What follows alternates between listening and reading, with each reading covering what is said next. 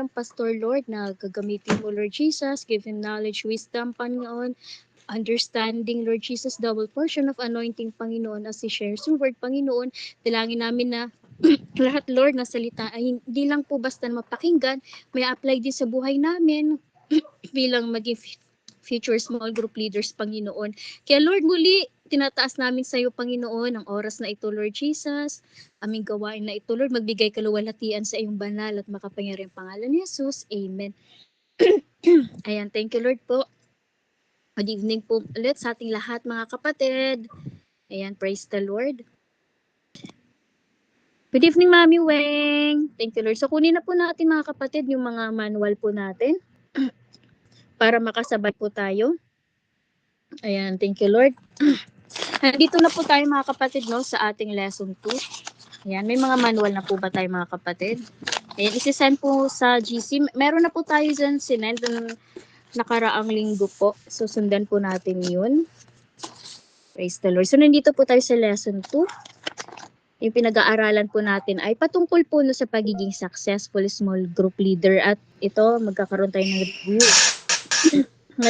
Isang small group leader, sabi dito, ay dapat maging prayerful leader in personal prayer, corporate prayer life of the church, in praying for those over him in the Lord. Syempre, nananalangin na specific, di ba? Needs ng mga members at syempre dapat ay small group leaders ay diligent din, masipag at doon no pinag-aralan din natin pagiging confidential leader, confident and with confidence at dapat na isang confidential leader ay hindi pwedeng guilty sa sins of the tongue at tapos na rin po tayo sa tale-bearing, backbiting, gossiping, whispering na dapat hindi po tayo maging guilty sins of the tongue po dito as leaders, whispering, slander. At tapos na rin po tayo sa law of love. Sa lahat ng ginagawa natin, dapat tayo ay makitaan ng pagmamahal at pag-ibig sa kapwa. Mahal po natin yung pinagpapastulan at pinagkatiwala ng ating Panginoon sa atin. At dito na po tayo nung for the past 2 weeks, ang pagiging small group leader, yung law of faithfulness, yung pagiging tapat po yan. Yan, thank you, Lord. Sabi po dito, number 4 na po ito, mga kapatid. Sabi dito, always remaining loyal to other members of the body of Christ. So sa binasa nga po natin dito po papasok yung confidentiality, no? Dapat ito ay pinapractice po natin kay pagiging tapat po, no, na at loyal pinagkakatiwala sa atin na ating Panginoon. Sa Proverbs 11:13 sabi nga doon, walang maitatago sa bibig ng madaldal, ngunit ang tunay na kaibigan ay mapagkakatiwalaan. So dapat tayo no, maging tunay na kaibigan po tayo na talagang mapagkakatiwalaan, may trustworthiness po at isa nga po sa mga hindi kumbaga hindi po dahil na magaling po tayo no sa area ng pagsasalita, 'di ba? Kundi kayong mga talent, kundi dapat yung pagiging faithful ang pagiging confidential. Kasi kapag hindi ingatan po yung mga private matters, nawawalan po ng tiwala yung mga tao po sa atin. So mawawala po yung credibility at influence po natin bilang leader. Kasi totoo po, halos lahat po ng tao ay kaya pong magkalat ng balita, maling mga balita. Pero yung mga leaders ay dapat mapagkakatiwalaan. Gusto po ng ating Panginoon na magkaroon tayo ng faithfulness sa mga pinagkatiwala sa atin. At ang pagiging faithful po ay isang paraan po yun no, para maprotektahan po natin yung mga tao. Tayo po mga leader ay dapat na mapagkatiwalaan sa kanilang buhay kapag po nga meron po silang sinishare, hindi po lahat ng information na binibigay po sa atin ay kailangan malaman po ng lahat. Kailangan meron po tayong wisdom po at discernment. Alam natin po kung kailan po tayo nagsasalita at kung kailan din po tayo tatahimik. May panahon po ang pagsasalita at panahon ng pananahimik. Kapag tayo po ay faithful at mapagkakatiwalaan, nandoon po, nabibuild po natin ang tiwala po nila sa atin. Kaya ang pagiging confidential leader, the law of faithfulness, ay isa sa mga requirements po ng isang small group leader. Kasi kapag hindi po tayo marunong at mag-ingat sa salita, iba yung mga leader, ay tayo po mismo ay makakasira po ng group. Kaya po minsan yung mga nasasakupan po natin, di po sila willing mag-share sa cell group kasi minsan parang sasabihin nila na next time na lang, 'di ba? Kasi hindi pa po buo yung pagtitiwala nila, tinatago nila yung mga, pinagdadaanan, mga struggles nila kasi ayaw nila, eh, hindi dahil ayaw nila i-share kundi dahil hindi pa po nabi-build po talaga yung trust. Kaya dapat po makita sa atin yun at gusto ng ating Panginoon na sa atin mag-umpisa po yung pagiging faithful po. So, may mga bagay na dapat na i-report, pero kailangan may mga discernment din po tayo. Kasi po, yung chismis po, eh, kumbaga, nakakasira po talaga yan, eh. Hindi po lahat na sinasabi sa atin ay kailangan po natin i-share sa iba. May mga bagay na dapat hindi po talaga sa lahat. At syempre hindi, wag po natin gamitin yung influence at authority po natin para manghiya po ng mga tao. So ganun din sa atin, wag nating abusuhin yung binigay sa atin ng Panginoon. Gusto niya po yung pagkakatiwalaan tayo. Law of love, law of faithfulness. And next po dito ang number 5 natin, law of edification. Edification po. So dito po, dapat tayo, ayan, in meaning, means encouragement and building up. So sa binasa po natin dito sa Ephesians chapter 4, sabi nga po doon, ang anumang pong salita ay wag lumabas, no, sa ating mga bibig, kundi yung mga mabuti lang po para sa ikatitibay at sa pangangailangan upang ito ay makapagbigay biyaya sa mga nakikinig. At wag po natin pighatiin ang Espiritu Santo ng Diyos. So malinaw po ang sabi dito, napipighati po ang Holy Spirit dahil sa mga masasamang salita. Pero kaya dapat bago po tayo magsalita o gumawa ng isang bagay, lagi po natin itong i-apply, law of love, law of faithfulness, law of edification po. So sabi nga po dito, 'di ba sa Proverbs 18:21, life and death is in the power of the tongue. So dalawa po ang nagiging epekto ng ating salita. Nagbibigay ba ito ng encouragement o discouragement? Nagpapalakas ba ito o lalo pang nangihina? Nagbibigay ba ito ng pag-asa or kawalan ng pag-asa? Nabubuhayan ba? Yung nakakarinig nito, nakakagaling ba? O mas lalo ka lang, di ba, nakakasakit ng damdamin? Do we build or do we tear down? So maging pagpapala ba ito or sumpa? Kumbaga nagbibigay ba ng saya o kalungkutan? So tandaan po natin ito mga kapatid, hindi lang po ito bastang salita. Kasi nga po lahat ng sasabihin natin, yun po yung paniniwalaan nila kasi leader po tayo eh. Kung sila ba ay, 'di ba, minsan lahat ng sinasabi natin, sila ba ay nalilinawan o naguguluhan? Kaya bilang leaders, gusto po ng Panginoon na makita sa atin din po yung grace sa ating pananalita. Ang bawat salitang lumalabas sa ating bibig dapat po ay pinag-iisipan natin, magbibigay buhay ba ito, 'di ba? O magdadala ng buhay o sugat. So andun pa rin naman po yung correction, rebuking at teaching, pero part po ng leadership yun, pero kailangan po ay dapat may grace, may love at care. So kagaya po ng doktor na naglilinis ng sugat, hindi naman niya binibigla ang pasyente. Maingat siya, kumbaga dandahan para pero nalilinis at gumagaling ang mga sugat. So ganun din po tayo sa pagko-correct ng tao kasi baka mamaya lalo pa po lumala ang sugat.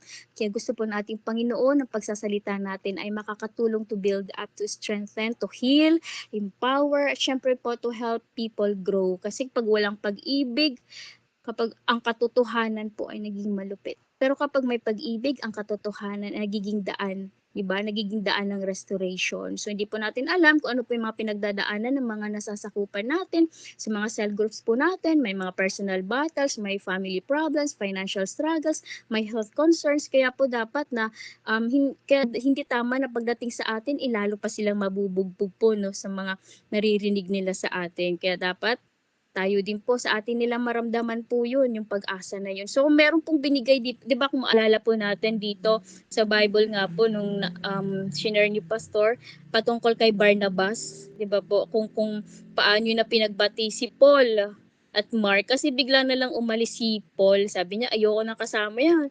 Kaya nga po, Berbe ang tawag sa kanya kasi is the son of encouragement. Nung nag-fail po si Mark, andun po si Barnabas, binigyan niya ng chance si Mark na, sige, tayo na lang ang baga partner, tapos sila na lang ni Paul at ni Silas ang nalang magkasama. Kasi 'di ba nung time na yun, pinagdududahan po si si Apostle Paul kasi po dati po siyang persecutor ng mga Christians, 'di ba po?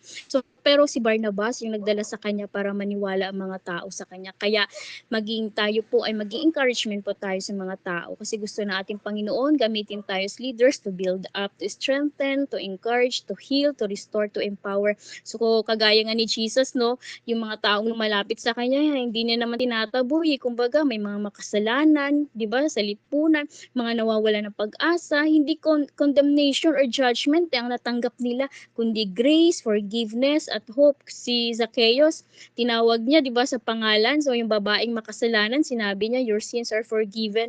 Kaya tayo bilang small group leaders, tayo dapat ang magdadala ng healing, ng peace, at ng hope. So, we are channels of God's blessing and grace. Kaya kapag nakakausap tayo ng mga tao, dapat nai-encourage sila at lumalakas ang loob nila. So, tatlo po yun. Law of love, the law of faithfulness, the law of edification. So, yan po ang kailangan. And last week din po, dito na po tayo sa gracious leader. So, pinag-usapan rin po natin ito, yung the contrast between true and domineering leadership. So, dito po tayo, sabi po dito sa true leadership, true leadership concentrates on influence from within by encouraging, inspiring, and motivating. So, sabi nga dito, samantalang ang domineering leadership naman depends on external controls using restrictions, rules, and regulations. So, ano nga po ba ito? So, ibig sabihin po, yung true leadership nagmumula sa loob po ito, no? Hindi lang sa rules or restrictions. Kumbaga, ang leader na ganito parang nagpapakita na example, nag-i-inspire at syempre nagtuturo from the heart. So ngayon, ang domineering naman po nakabase siya sa external controls, sa mga rules, restrictions, or alam mo yung minsan parang may takot, di ba? Kasi parang dito ka lang sumusunod kasi may bawal o di kaya may punishment ka. So dapat dito po tayo sa true leadership. Hindi po dito sa domineering leadership. Kasi halimbawa po, yung tunay na leader po kasi nakaka-influence ng tao from within. Hindi lang basta na, wag mo gawin, bawal, o gawin kasi ko, ang tao naiintindihan at sumusunod kasi na-inspire sila, alam nila na tinawag sila ng Diyos to be a blessing at maging example. Kaya kahit maraming rules or restrictions, regulations, hindi po yun basehan ng leadership. Yung gabay natin is the truth of God's word. Ito po yung nagbibigay ng liwanag, ng purpose at saka ng direction ng tao.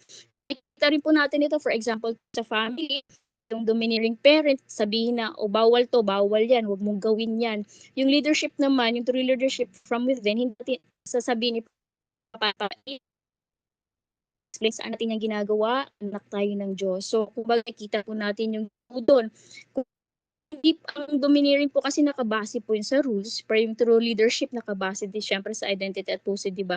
Ang pagsunod ng tao sa dahil bawal, kundi dahil naiintindihan nila kung sino sila at anak sila ng Diyos. So, ayun nga po, for example, dito rin po sa Philippines, sa Pilipinas, maraming mga rules, pero kumbaga minsan hindi rin susunod sa ibang bansa tulad ng, ayun nga, sample ni Pastor nakaraan, sa Singapore, di ba, kahit bawal yung mga chewing gum doon, o magkalat, sinusunod nila kahit saan mo dalhin, kasi naituro sa kanila ang tamang behavior from within, hindi lang dahil may rule. So, ganun din tayo bilang anak ng Diyos, kapag naintindihan natin yung identity natin, kahit walang magsabi na bawal, alam mo na ang tama at hindi mo gagawin yung mali. So, yun po, ang true leadership influence from within, ituro natin sa mga tao na sila ay anak ng Diyos at mamumuhay sa liwanag. So, dapat makita din po ito sa atin, sa ating simbahan. So, dito naman po, sa number 2, true leadership enjoys, saan po ba? Good relationship with co-workers, showing respect for individuals. So, saan po ba dito? Ayun, thank you Lord. So dito po sa domineering naman, sabi dito relates to coworkers from an I'm superior, you're inferior standpoint. So ang tingin po nito sa sarili nila ay superior sila, tapos inferior naman ang tingin sa iba. Oo, may mga leaders at may mga members, pero sa mata po ng Panginoon, lahat po tayo ay pantay-pantay. Lahat po tayo mga anak niya. At dapat maintindihan po natin ito na dapat matuto tayong gumalang at magmahal sa kapwa. Kumbaga, kaya dapat na marunong po tayong makisama, makirelate, mag-enjoy, kasama po yung mga kapatiran po natin. Makikita po natin ito kay Jesus, no, kasama niya mga kanyang disciples sa ministry, sa fellowship, maging sa mga kasiyahan, hindi siya nagpakalayo sa kanila. Kaya tayo rin bilang leaders, wag natin hayaang kumbaga lumaki rin yung ulo natin because of title. Mas lalo tayong dapat maging humble, approachable at marunong makisama, because true leadership is not about kumbaga position, kumbaga it's about influence, love, and service, and being an example of of Christ. So, yan din po yung pumapasok, 'di ba po, yung golden rule nga ni Jesus kung anong, 'di ba dapat kumbaga naintindihan natin ito na anak din to ni Lord, kapatid ko to sa pananampalataya. So you will treat that person with respect. So ito nga po, 'di ba, yung rule ni Jesus, yung golden rule niya, kung anong gusto mong gawin sa gawin mo sa iba. Kung anong gusto ayaw mong gawin sa wag mong gawin sa iba. Kumbaga, para sa atin as leaders, napakahalaga na ma-enjoy natin yung relationships sa bawat isa sa mga kapatiran natin.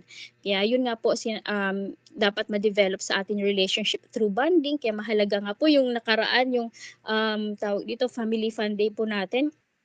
Napakasaya po nun, no? Talagang lahat tayo nagkakais at nagkasama-sama. And ayun nga po, sabi dito naman sa pangatlo, true leadership works with co-workers toward achieving long-range goals with concerns for the workers' development. So parang ano po ito samantalang dito naman sa domineering leadership, makita natin, demands immediate results even if damages the potential of the co-worker. So parang ang gusto niya lang po kasi ma-achieve yung goal, kailangan successful ang event. So hanggang dun lang siya. Kumbaga okay naman po yung goal-oriented, pero wag nating kalimutan ang church po ay people of God. Kaya nga po ang tanong, naging successful nga ang event, pero lumago ba ang mga members? Nagamit ba nila ang kanilang skills? Develop ba sila? O baka naman naging successful lang kasi pinilit ma-achieve yung result pero hindi na-develop yung tao. Kaya nga sa mga gawain natin na hindi lang dapat na success ang tinitingnan, isa sa tunay na success, yung mga members na gagamit ang potential nila for the glory of God. Yung mga dating hindi naglilingkod, ngayon naglilingkod na sa kaharian ng Diyos, yun po yung success. Kaya sabi po dun, work with co-workers toward long-range goals. Hindi lang tayo nag-uutos na gawin mo to, gawin mo yan. Tayo mismo kasama po tayo gumagawa. Tayo mismo ay tumutulong po. At ang puso natin dapat ma-develop po yun sa mga kapatiran natin, lalo sa small groups po. Kaya kapag mayroon pa tayong mga upcoming mga projects, mga events, hindi lang basta matapos, kundi ma-develop din yung service nila sa Diyos. So yun po ang goal natin, lumago, magamit ang kanilang gifts, as lalo po sila mapalapit sa ating Panginoon. Amen. Yan. Thank you, Lord. Talagang no, family din, nakita ko rin, na lumago yung mga kapatiran natin. May nakita tayong mga nag-step up, nag-rise up. Aba, magaling pala magsalita. Talagang pala, no? So, sa mga events natin, hindi lang po goal ay maging successful, kundi lumago, magamit ng bawat isa ang mga binigay sa kanila ng Panginoon. Nandito na tayo sa number 4, si Lola. Ay yung number 4. Ano yung number 4 natin? Sa true leadership versus domineering. Sige, sis. True leadership, number four, aims to make himself unnecessary. Mm-mm. Domineering leadership creates an atmosphere where the subordinate is permanently dependent upon him. Amen. Ayan. Thank you, Lord. Sige, pakibasa naman, Sister Michelle, yung Ephesians 4:11-12. Tapos, tandaan natin tong verse na to, no? Ang verse na ito ay 222. 222. So, kung ikaw yung 111, may 222. Merong kasunod. Sige. Sister Cheng, 2 Timothy chapter 2, verse 2. Thank you, Lord. Sis Novi, pakibasa yung John chapter 3, verse 30. So, ano pong ibig sabihin ito, mga kapatid? When punta muna tayo doon sa domineering. Pag sinabing domineering, hindi dapat maging ganito yung ating leadership when it comes to small groups. So, we're handling people, creates an atmosphere where the subordinate to the people is permanently dependent upon him. Kumbaga, ito, hindi tatakbo ang gawain kapag wala siya. So, may mga leader na gusto nila sila yung in control of everything that is happening. Hindi magagawa, hindi tatakbo, hindi matutuloy ang gawain kapag wala siya. So that is a controlling, a domineering leadership. At hindi yun ang leadership na gusto ng ating Panginoon. Kumbaga kasi, siyempre, kapag ganun, ikaw lang lagi, no? Ang nagdidesisyon. Yung iba hindi pwede magdesisyon. Ikaw lang lagi magdedesisyon when it comes to handling cell group, di ba? Ikaw lang gagawa ng lahat, hindi ka nagde-delegate. Kaya yung mga members, example, yung 12 na tao na ilalagay ni Lord under your care, ano sila? Parang ano kaya, uh, pwede kaya to, magugustuhan kaya ng leader natin to. Baga parang sa salita na simple, no? Parang ikaw lagi ang bida, lagi kang kailangan. So, hindi po ganun yung domineering leadership. Hindi po dapat maging domineering yung ating leadership. Pakibasa si Ephesians chapter 4. Sige.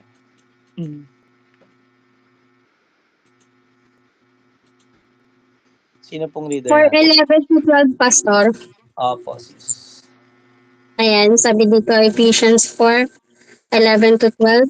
At binigyan niya ang ilan ng kaloob upang maging mga apostol, ang iba na may mga propeta, ang ibang hilista, at ang iba'y pastor at guro. 12. Ginawa niya ito upang ihanda sa paglilingkod ang lahat ng mga banal para sa ikatitibay ng katawan ni Kristo, ang Iglesia. Amen. Yan, kaya meron pong fivefold ministry.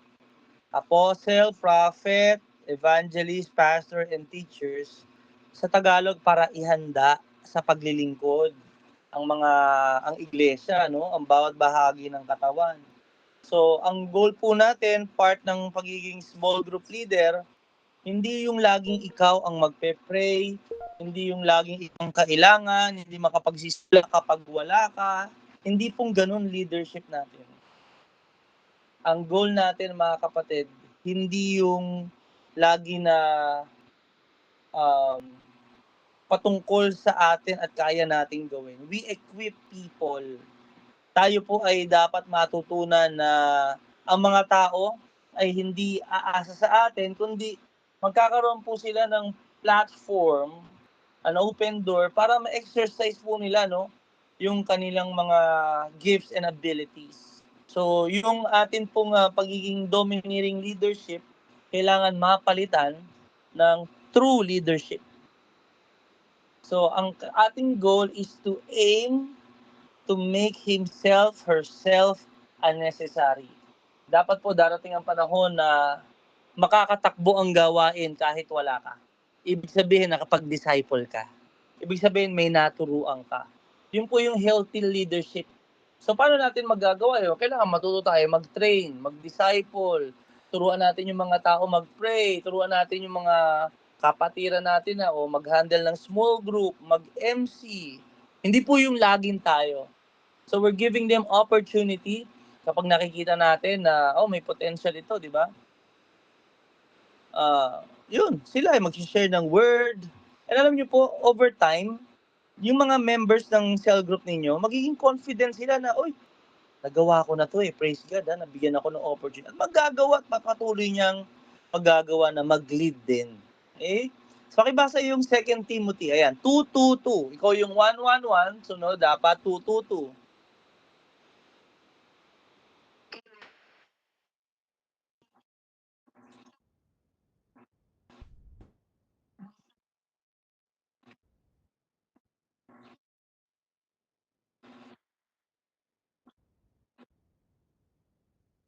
Oh, praise God. Ang linaw, no?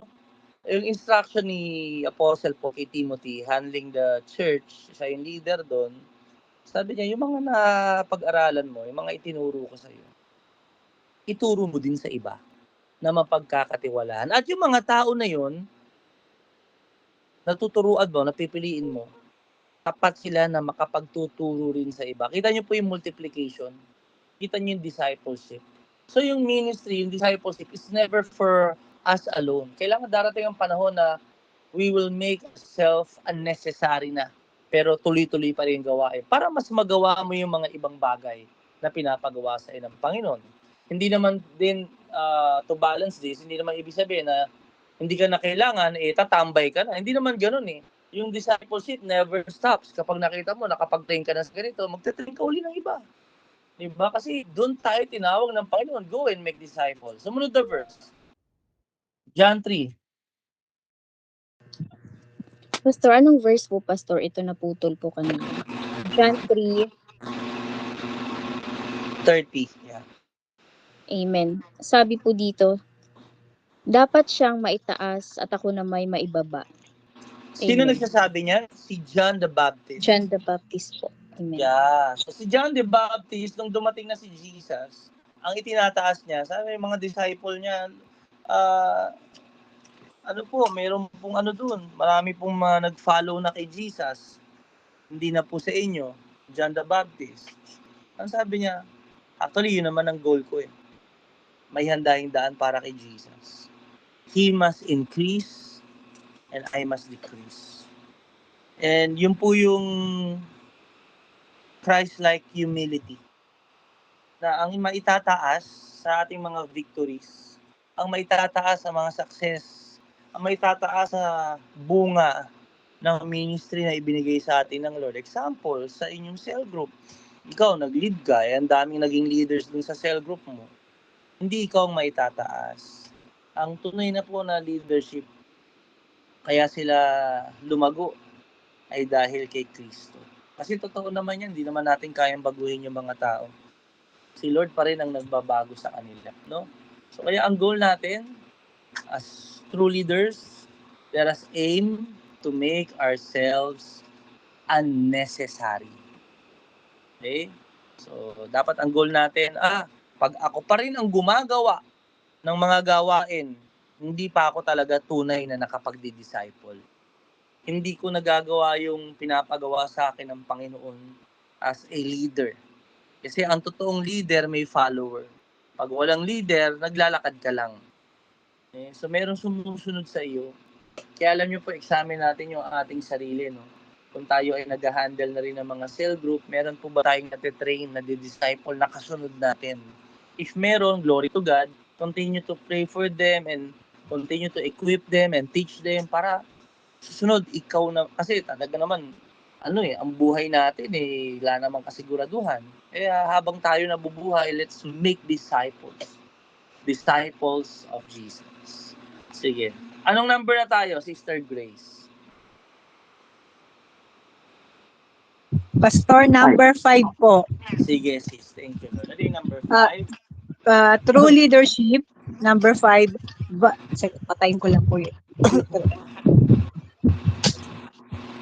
Number 5. True leadership values the individual workers, encourages and praises rather than condemns them. Domineering leadership has a low opinion of workers, being very critical of others' mistakes. Ayan, sige. Sis, pakibasa yung Ephesians 4:29 later. Ayan, tawagin natin si Mami Ading para sa Proverbs 16:24. Tita Ami, 1 Thessalonians chapter 5 verse 11. So, ang hindi dapat nating tularan, no, yung domineering. Kasi pag domineering, siya yung bida, siya yung sentro, kailangan siya. Kaya meron siyang mababang opinion sa mga kapatiran. At dahil mababa nga po ang kanyang opinion, ang tingin niya sa kapatiran, ang tingin niya sa sarili, ang taas-taas niya. So, ang lagi niyang nakikita is yung kamalian ng mga miyembro. So in the small group leaders, part of the small group leadership, talaga naman may mga pagkakamali yung mga pinagpapastulan ninyo. Pero huwag niyo pong isipin na dahil kayo yung leader, mas mababa na silang nilalang. No? Kailangan matutunan natin pahalagahan ang bawat isa, i-encourage natin siya. Nandun yun, no? Encourages and praises rather than condemns them. So magkaiba naman po yung di lamang pupurihin, i-comment. Napakahalaga din po nung sinasabi na guiding them instead of condemning them. Sige. Basahin muna natin yung Bible verse, Ephesians 4:29.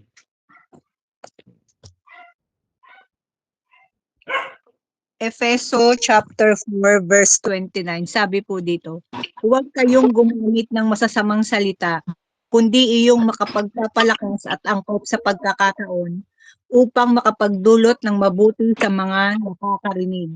Amen. Ayan. So yung ating pong pagsasalita sa mga tao, no, tandaan nyo, di ba? Ano natin yan sa Proverbs 18:21, yung dila. So, yes, may mga nakikita tayong kamalian, pero mayroong correction, pero napakahalaga pa rin po kung paano natin ito ma-deliver, no? So, unang-una, wag po nating tularan na pupo na lang tayo, magiging critical sa mga pagkakamali ng iba at wala namang guidance. Minsan kasi, 'di ba, may mga leaders na ito mali mo, ito mali niyan. Hanggang ganun lang. Maaring tama naman yung kanyang mga puna, correction. Pero kulang po ng guidance. Sinabi niya yung problema, pero ang totoo, wala siyang solusyon. No? And minsan nga, pag nagkakamali, para bang wala nang ginawang tama yung tao. Kaya pag ganun laging sinasabi yung pagkakamali at walang solusyon, walang guidance, walang direction, yung mga tao, alam nyo, matatakot sila na mag-share, matatakot sila na subukan yung maging part ng mag-serve, ganyan. Bumababa po yung moral, no? And mas mataas yung pagdepende niya sa leader. Dapat matutunan po natin ang pagiging true leader in a way that we also value individual workers. Paano po natin sila pahalagan? Unang-una, encouragement. Kung tayo po ay may nakita na hindi maganda, brother, sister, alam mo, kanina nag-pray ka. Bago mo sabihin yung comment mo, pagpasalamat mo muna. Alam mo, natutuwa ako kasi tinanggap mo yung role na maging opening prayer. Praise God sa tapang mo, praise God sa attendance mo. Diba? I-encourage mo, pupuri mo muna eh. Pero kailangan yung prayer mo, siguro isulat mo na lang para hindi ka mautal-utal. Kaya mo naman yan, mas maganda. So sa atin po, no, hindi lamang tayo pamumuna, nagbibigay po tayo ng solusyon. O problem solvers tayo. We encourage them, we praise them, and we do not condemn them. Paano bang ibig sabihin ng condemnation na hinahatulan mo na wala na? Hindi ka na marunong mag-pray talaga. Hindi ka para mag-pray. Hindi ganoon eh. Tayo po, no, we encourage, kaya mo yan sa susunod, mas galingan mo. Hindi mo sasabihin na, wala ka ng pag-asa, ganyan ka na lang. Diba? Mag-quit ka na kaya? Naku, hindi ganun po yun, mga kapatid. Kapag tayo po ay nagko-correct, kasama po yung encouragement. When we point out mistakes in their life, na mga kanilang ginagawa, we give them also guidance. Sige, pakibasa po. Proverbs 16:24. Proverbs 16:24, sabi rito, kaaya-ayang salita ay parang pulot-pukyutan, Honey. matamis, matamis sa panlasa, pampalusog ng katawan. Wow! Healthy for the body ang honey. Ganon din po yung mga matatamis na magagandang salita. Nakaka-encourage po yun. Good start, very good. Maganda yung ginawa mo. So dito na lang gagawin natin susunod. Improve natin, mas magiging maganda yan. 1 Thessalonians 5 verse 11. 1 Thessalonians 5:11.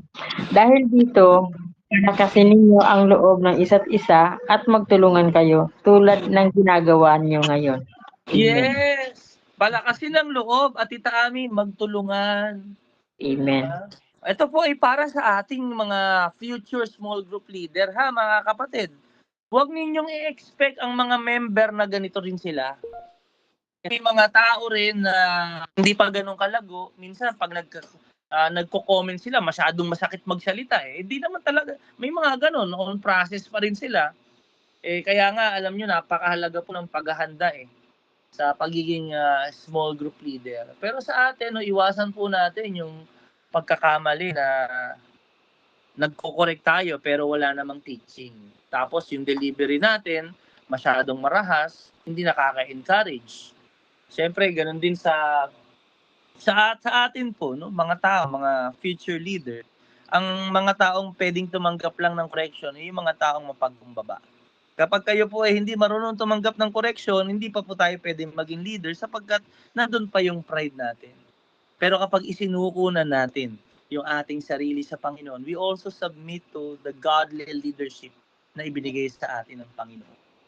Kaya napakahalaga po niyan. Makikita po yan sa ating mga cell group. Kung kayo po ay nagiging part ng isang cell group, makikita po yung inyong submission, makikita po ang inyong attitude doon at nare-report naman po yan. No? Kaya purihin ang Panginoon sapagkat kayo po ay talagang nagbibigay ng oras na mag-aral ng salita ng Diyos. Kaya naniniwala ko one day kayo po ay magiging isang successful na small group leader. At dun sa inyong cell group, talagang marami din pong tutulad kay Kristo dahil sa inyong buhay. Sige, pangatlo na tayo. Anong number na tayo, Sister Cheng?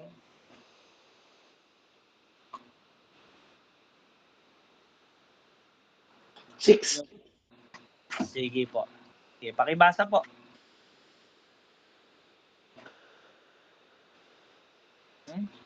Ay, wala at na ano yata siya. Sino na? Sige, Sister Nobi, pakibasa muna.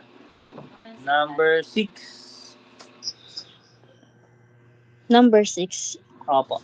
desires power. Teka, Pastor, may with co-workers encouraging all, ay hindi Pastor, teka. True Tama. leadership, number 6, Ah, desires power with co-workers encouraging all input and feedback and sharing the glory of the results. yan, yun yung true.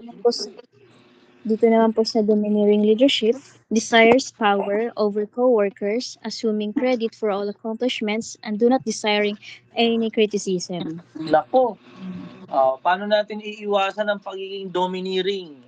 Ang mga leader na domineering desires power over co-workers. Kumbaga po, sa lahat po ng gawain, lahat ng accomplishment, lahat ng credit, dahil sa kanya. So, connected din po yan, no? Dahil nga, maliit ang tingin niya sa iba. Siya po yung laging sentro. Ang atmosphere, kailangan siya dun sa group. Pag wala siya, hindi tatakbo yan. Kaya kapag naman nagiging may mga accomplishment, ano siya po ay credit, sa kanya lahat ng credit, sa kanya lahat ng papuri, pasasalamat, di ba? Sana. Sige, ikaw na, wala na. Hindi na kami gumawa. Ikaw na lang, okay?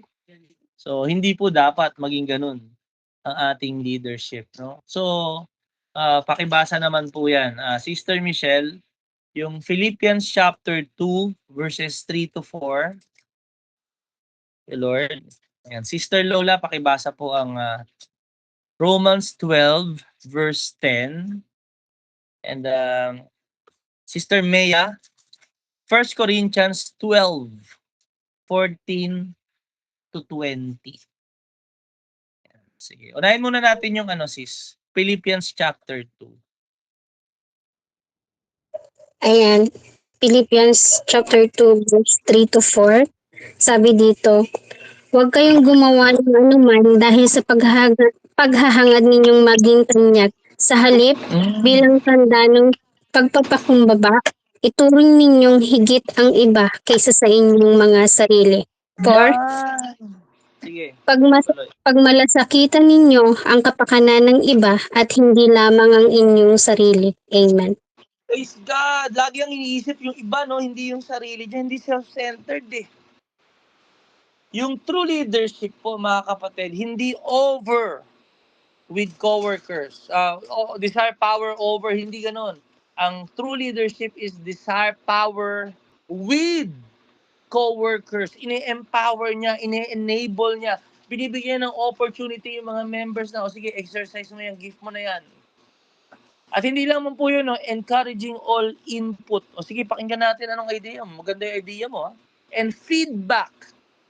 And then, kapag naging successful, hindi niya tinuturo sa kanyang sarili.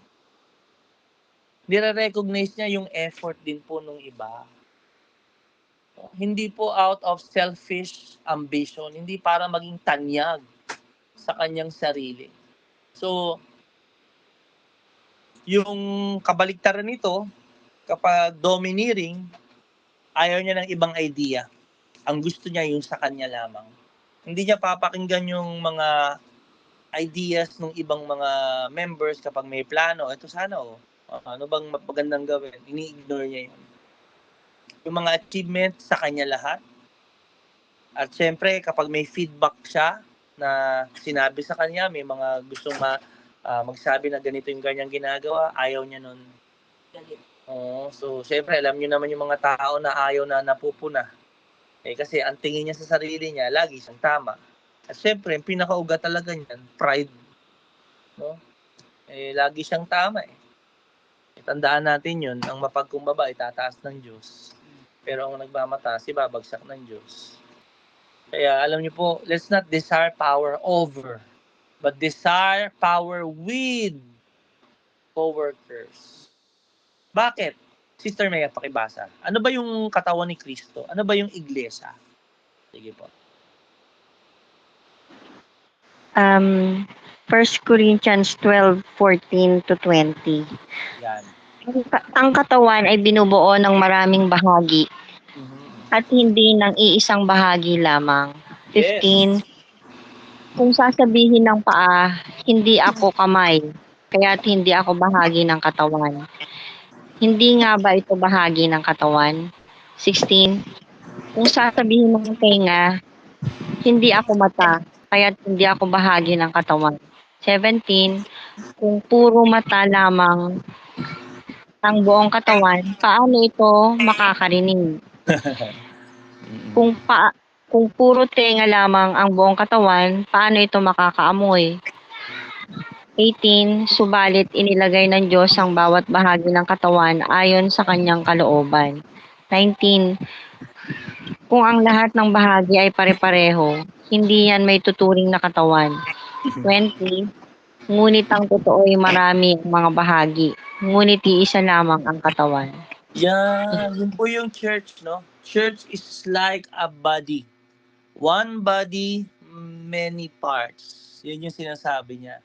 So, why do we need to desire power with, hindi over? Kasi hindi pwedeng puro kamay lang. Example, ikaw, ang gifting mo, puro ka kamay. Kamay ka. Hindi naman matatawag na kamay, na katawan ng puro kamay So, alam niyo po, kailangan natin ng bawat isa. Kailangan nating magtulungan.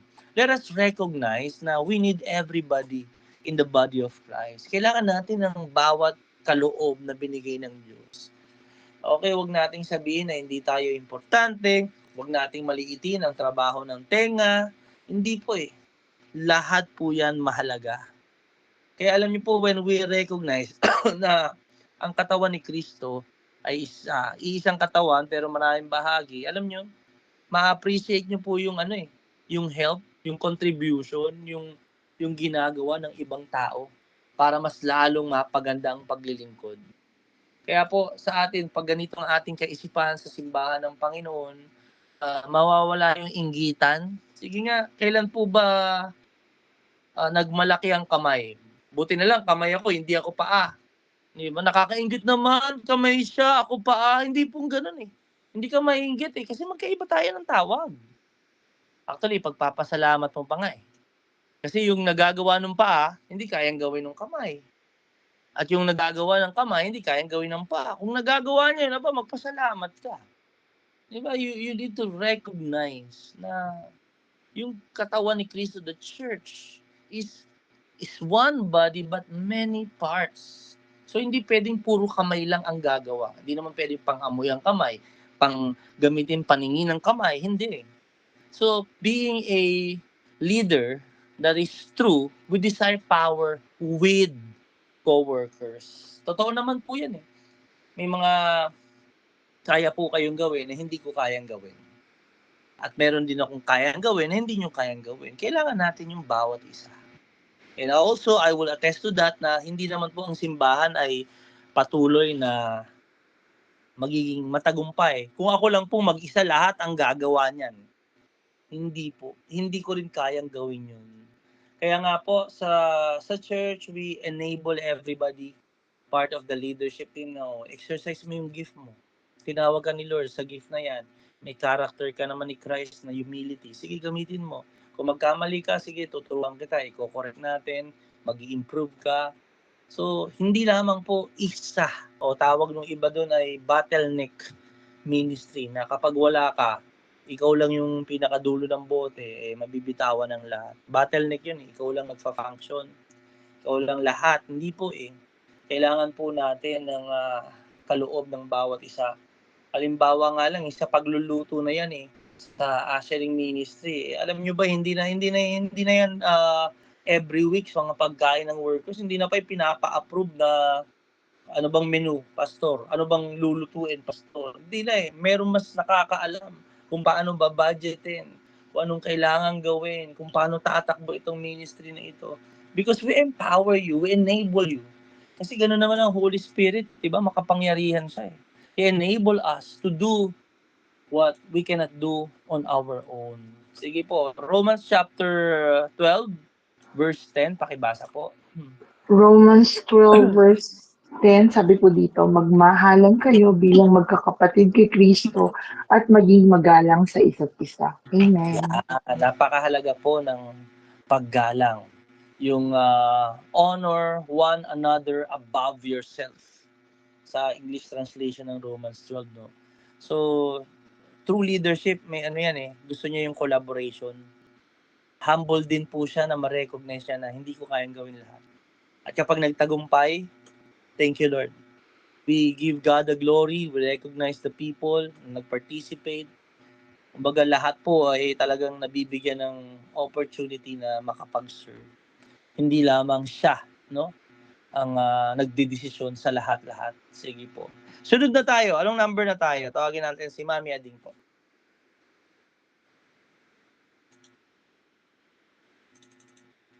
Number 7, Mami A. Okay, number 7. True leadership is always willing to discuss actions and reasons for those actions except when circumstances will not allow it. While domineering leadership interprets questions as personal criticism. Nako. Sige.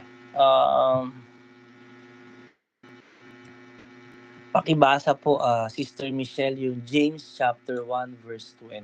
Maganda ito. Kapag ang isang leader may pride, mataas ang tingin niya sa kanyang sarili, na iniisip niya yung ministry is about him, herself, centered on self. Kapag may mga nagko-question sa kanya, hindi siya willing sagutin. Pinipersonal niya yung mga tao. Tandaan niyo po, may mga taong magtatanong sa inyo, bakit ganito yung ginawa mo? Bakit ganito yung naging plano? Ano yung mga ganda? Bakit ikaw lang ganito? So, when people ask questions or gives feedback, criticism, huwag po nating pepersonalin. Kaya marami pong pagtatalo sa simbahan. Hindi lamang sa buong simbahan yan, sa lahat ng mga simbahan. Kasi yung mga leader, pinipersonal nila. They receive questions, feedback personally na, naku, galit yata talaga sa akin to Alam mo yun, pag sinasabi pang yung mga comments sa atin, pinipersonal natin, wag po, mali po yun. Tandaan niyo po mga criticism, and we are humble, tayo po ay mag-i-improve lalo. Kapag humble ang isang tao, tumanggap ng comment, ay lalo niya i-improve yun. Pero kapag ang isang tao mayabang, ma-pride, pag nakatanggap ng comment, ako, magagalit yan. Sige, James 1:20, pakibasa. Ano bang ginagawa ng galit? Basahin niyo po. Verse Ayan. 19, sis muna. Ayan, Santiago chapter 1 verse 19 to 20. Sabi dito, mga kapatid kong minamahal, unawain ninyo ito. Maging alisto kayo sa pakikinig, dahan-dahan sa pagsasalita, at huwag agad magagalit. 20. Dahil ang galit ay hindi nakakatulong upang ang tao ay maging kalugod-lugod sa paningin ng Diyos. Amen. Naku, pag tinatanong, nagagalit agad. Diba? Pag may mga sinasabi na may mga ibang idea, nagagalit agad. Hindi naman po tama yun. No? Sabi niya, be quick to listen and slow to speak, and slow to become Angry. Kaya nagagalit kasi pinipersonal niya. Kaya sa atin po, being part ng group na ito, let us always be willing to discuss actions. O okay ba sa inyo? Ganito gagawin natin. Sige, okay, sige, walang problema. O pag may nagtanong, kung meron kang time ipaliwanag, di paliwanag natin. So, tandaan niyo po, part ng leadership talaga, hindi lahat ay mag-agree sa inyo kahit napakaganda ng inyong ginagawa. May mga tao na talagang i-challenge yung inyong leader. May mga katanungan, may mga kailangan na explanation. Ikaw bilang cell group leader at may mga katanungan ng mga members ninyo, napakahalaga po na huwag niyong pepersonalin yung nagtatanong. Kailangan matuto tayo na ipaliwanag sa kanila para magkaroon sila ng kalinawan.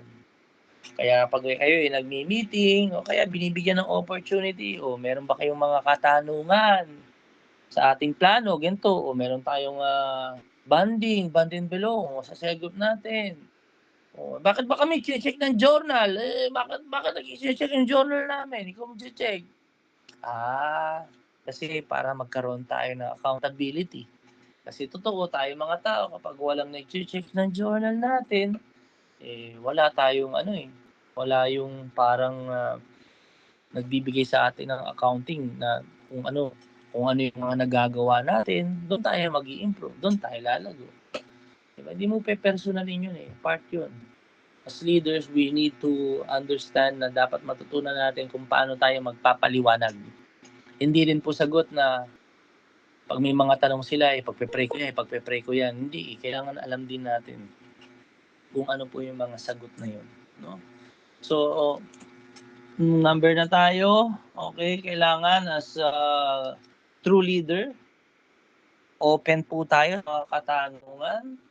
Kapag may panahon mag-explain, let us be willing to explain. Kasi kapag tayo ay sumasagot, doon din nade-develop po yung trust. Na? Yung pagtitiwala, alam ng leader ko yung ginagawa niya. Pero yung domineering leader, galit agad, nako, na may personal, defensive. Diba? Yung tanong, parang atake agad sa kanya, na-o-offend, diba? Hindi ganun, mga kapatid. Kailangan po nating maintindihan na part po talaga yan sa pagiging small group leader. Isipin nyo, 12 tao yan, maximum po yan. So yung transparency and openness, napakahalaga po, no? Let us be willing to discuss kung ano yung mga dapat i-discuss. Sige, tuloy. Anong number na tayo? Sister Michelle.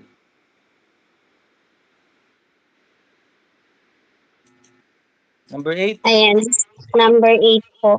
Sabi dito, true leadership liberate the individual, encouraging ideas and participation, and equips him with tools aiming at definite results. Ayan, domineering leadership limits freedom of the individual, preparing to determine all action and not truly to train anyone else for the work. Nako, ang ibig sabihin po ng liberate, may kalayaan din. Binibigyan mo kahit papaano ng kalayaan. Yung true leader, they give room for people to exercise their gift, their talents, room to grow. No? Ini-encourage nila na, sige, apply mo yan. Sige, kaya mo naman meron kang talent dyan May skill ka dyan, may gifting ka ni Lord dyan At hindi lamang yon, tinetrain niya yung mga tao. No?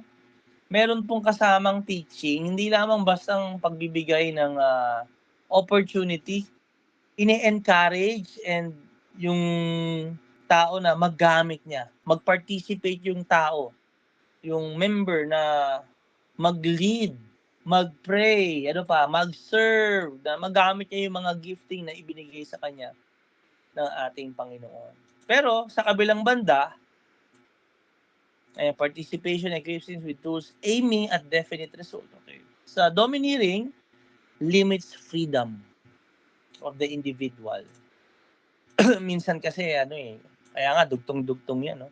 Kapag ang isang leader talagang mayabang, self-centered, may pride, alam mo yun, nasa lahat, domineering, controlling, manipulating, ano yan, ayaw niya na natataasan siya. Ayaw niya na nagagalingan yung iba sa mga ibang tao. Gusto niya siya lang yung magaling. Kailangan natin maintindihan, no, na being part ng future small group, ang goal talaga natin is i-equip yung mga tao. Binasa natin yung Ephesians 4:11-12, di ba? Na i-equip yung mga tao para malaman nila yung kanilang paglilingkod. Hindi laging patungkol to sa atin. Preferring to determine all action. Kumbaga parang yung mga member parang robot na di ba? Lahat na lang sasabihin, yun lang yung gagawin. Bawal mong dagdagan, bawal mong bawasan, di ba? Hindi po pwedeng ganun. Let's give them the opportunity na magamit yung gift na ibinigay ni Lord sa kanila. Not truly to train anyone else for the work. So, napakahalaga din po ng pagbibigay ng oras sa pagtuturo. Yan. Sa inyong small group, makikita nyo na, nako, hindi pa marunong mag-pray si ganito.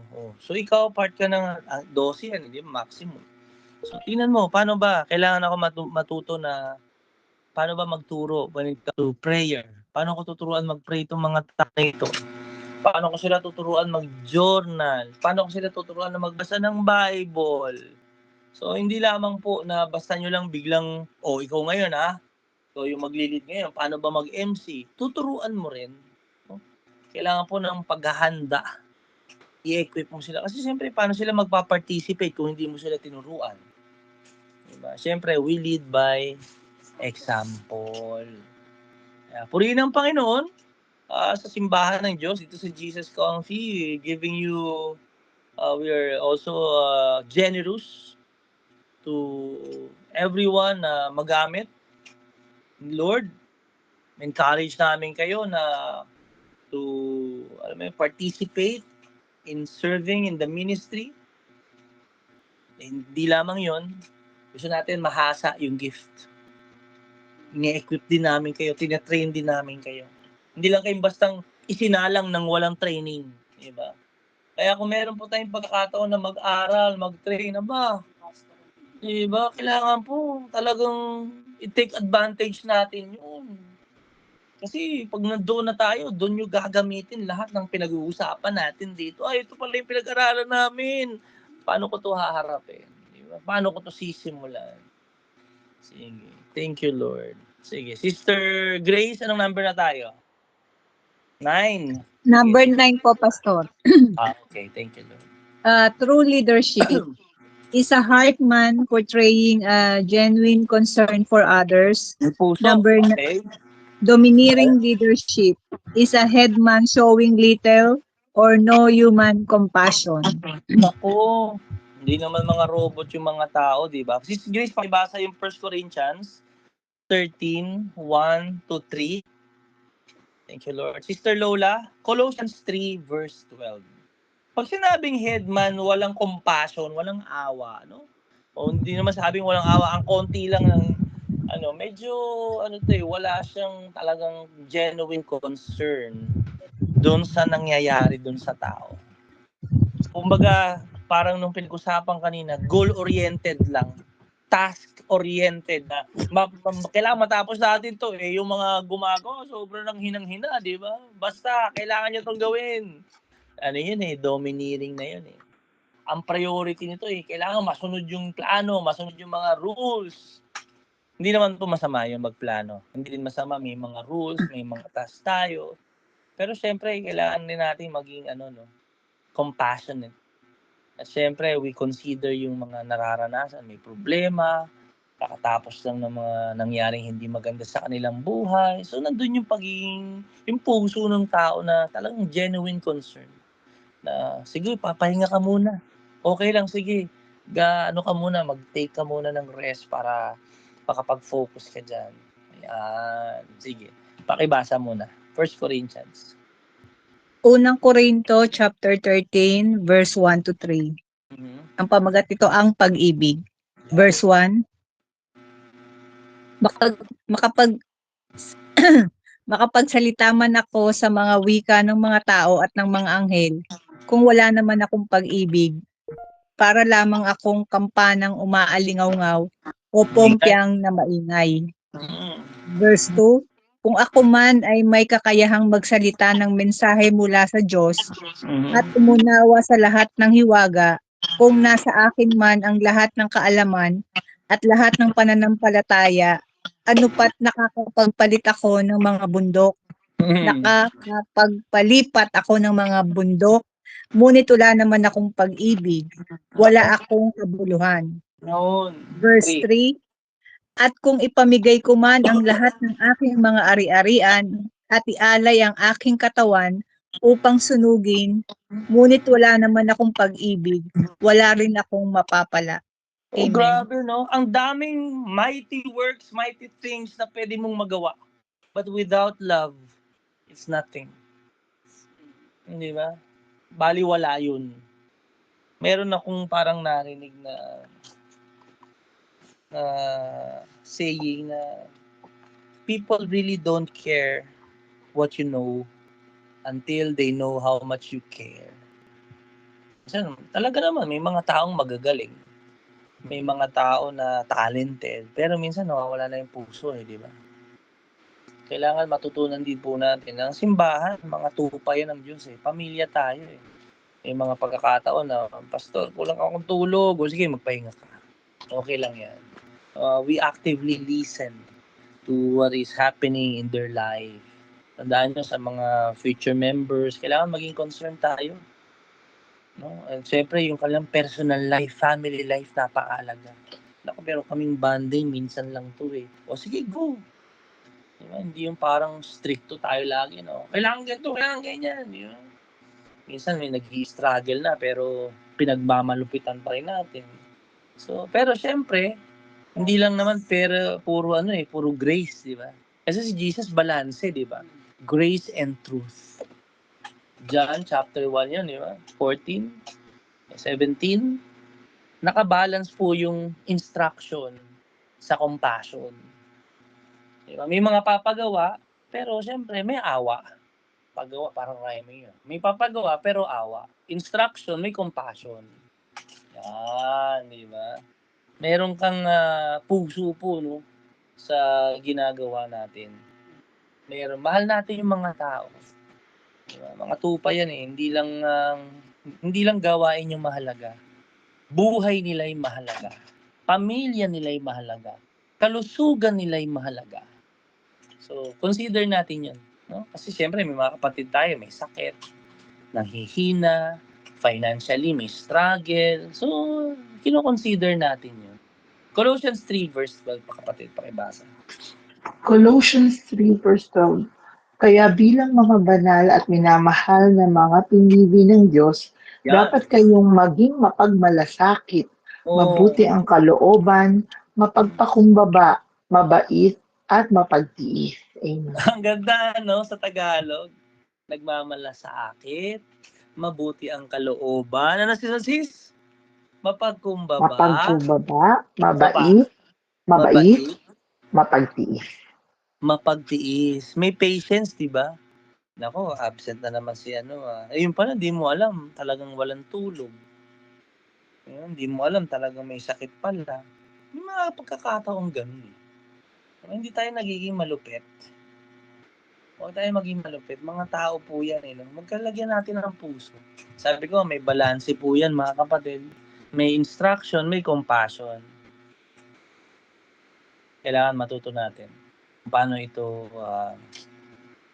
maibabalanse.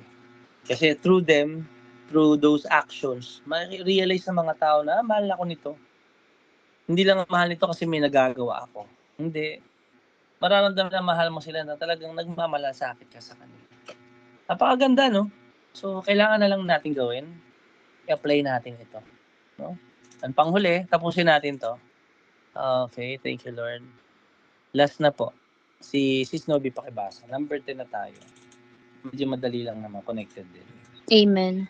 Number 10, sa true leadership is considerate of others. Sa domineering naman is concerned only with himself. Oh, naku. considerate mararamdaman ng iba. Example, gaya niyan, may mga gawain tayo, may mga kailangan bayaran. Siyempre naman, iniisip din natin, kaya nila? May sasakyan kaya sila? Kanino kaya sila pwedeng isabay? Pero siyempre, alam niyo yun, may mga pagkakataon pa rin na naku, kulang talaga. Nakakatuwa, alam niyo, meron tayong mga kapatiran talaga na nung narinig nila may pagkukulang si ganito, hindi makakasama. Nag-ambagan, grabe no. Praise God for the community. I pray na wag nating hayaan na sirain ito ng kaaway. Yung pagmamahal natin sa bawat isa. Yung pagtutulungan, yung pagbibigay sa bawat isa. Hindi lamang pang sarili ang iniisip. Kasi kapag ang leadership ay sarili lang iniisip, basta ako, meron ako. Kayo, wala. Bahala kayo. Hindi ganun eh. Ang successful na small group leader, considerate din po yan. Sa isa sa mga mentors na sinabi sa akin nung mentor ko nung sa pastoring, huwag mong kakalimutan yung mga pilay. Huwag mong kakalimutan kasi magta-transfer no, ng place. Sabi niya, huwag mong kakalimutan yung mga bulag, mga pilay. Ang ibig sabihin niya, merong mga hindi kaya agad sumunod. Considerate, be considerate. Isipin mo rin yung kanilang mararamdaman, yung kanilang mga adjustment. So, hindi ka naman to please people, but iniisip mo rin ang kalagayan ng mga tupa. Kasi example, gusto mo silang dalhin sa isang mainam na pastulan. Pagod na, uhaw na, di ba? O, pahinga muna tayo. Papahinga muna tayo. Tapos, tsaka na tayo magsisimulang pumunta doon. Isipin po na natin yung kalagayan ng ibang mga members natin. So, bago rin tayo magsalita, unang-una matuto rin tayo makinig. Yun yung mga binasa natin kanina. At kapag tayo po ay nabigyan na ng pagkakataon mag-lead, di ba? Siyempre, makikita niyo yung kapasidad ng mga members. Makikita sino nag-a-adjust din tayo para makasunod ang lahat. Pero, hindi natin kinokompromiso yung katotohanan. Yan. Hindi natin kinokompromiso yung katotohanan. Natututunan natin kung paano makiramdam. Matututunan natin kung paano makinig. Kapag naiintindihan natin, teka, mag-a-adjust tayo. Hindi lang tayo lagi dun sa goal nakatingin, ma-achieve yung goal, hindi. Tinitingnan din po natin yung tao. No? Hindi lang sarili ang susundin, isipin natin, baka pagod sila, baka mahirapan sila, baka masaktan sila dito. Diba? So, yung decision making natin, syempre, kino-consider din natin yung mararamdaman, mararanasan ng iba. Ulitin ko, pero hindi natin kino-compromise. Hindi natin ibinababa ang standard ng Diyos, ang salita ng Panginoon. Doon pa rin tayo susunod. Sasabihin pa rin natin ang katotohanan. Kaya I pray God in Jesus' name, Lord, as you prepare us by the power of your Holy Spirit, maging totoo ang aming leadership.